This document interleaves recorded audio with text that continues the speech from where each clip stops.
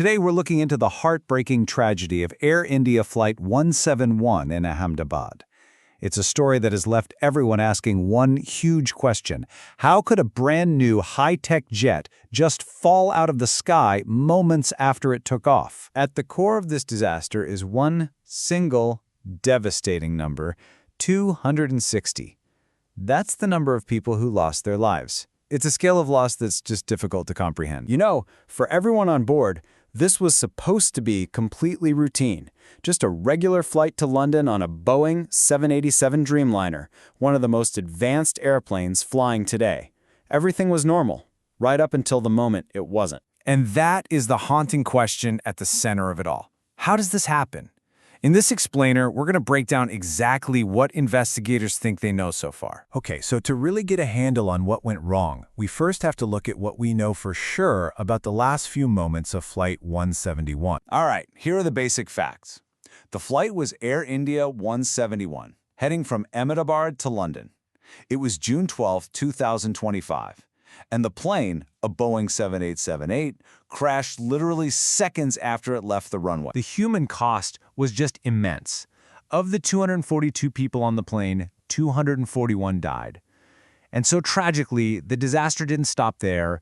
It also took the lives of 19 people on the ground, which brings that total to 260. And to understand those casualties on the ground, you have to realize where the plane came down. It wasn't an empty field. It hit a populated area right near the airport, striking several buildings, one of which was a college hostel. So now we shift from the what happened to the all-important question of why. And the investigation's first report points to one single, incredibly critical action. The official group in charge of figuring this out is India's Aircraft Accident Investigation Bureau, or the AAIB.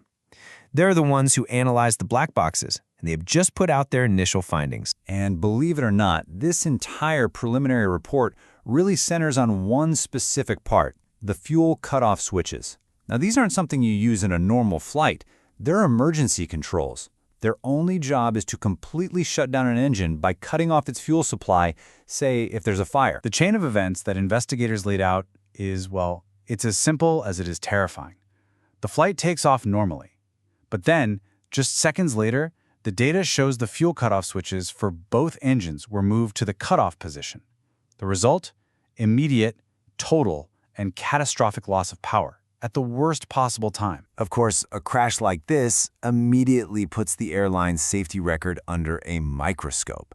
And at the same time this was all happening, a totally separate pre-planned safety audit was also making headlines, which, you can imagine, made for a very complicated situation. Now, it is so important to separate these two things.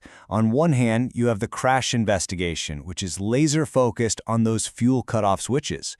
But on the other hand, you have this different audit from India's Aviation Authority, the DGCA, that found other safety issues at the airline. These are two parallel stories. And that DCGA audit? It turned up 51 different safety problems.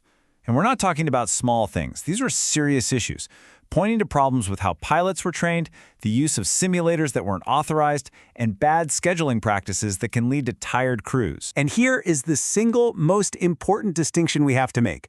While those audit findings are definitely serious, investigators have been very clear about this. So far, they have found zero connection between those issues and the specific action that brought down Flight 171. So let's finish by looking at the aftermath, the deep human cost to this tragedy, and the ripple effects it has sent out. In the wake of the crash, both Air India and its parent company, the Tata Group, announced plans to support the victims' families.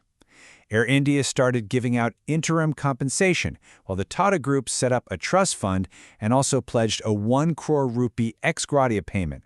That's basically a voluntary payment to each family. But the impact of something like this goes way beyond money, right? It creates this psychological shockwave that really shakes people's confidence. You started seeing reports about a huge spike in travel anxiety, with even people who fly all the time looking for counseling. The full investigation, it's going to keep searching for answers. But the tragedy of Air India 171 already leaves us with this incredibly difficult, unsettling question. In a world of amazing, safe, and complex technology, how do we ever truly protect ourselves from a simple, single human action that can lead to the most catastrophic consequences imaginable.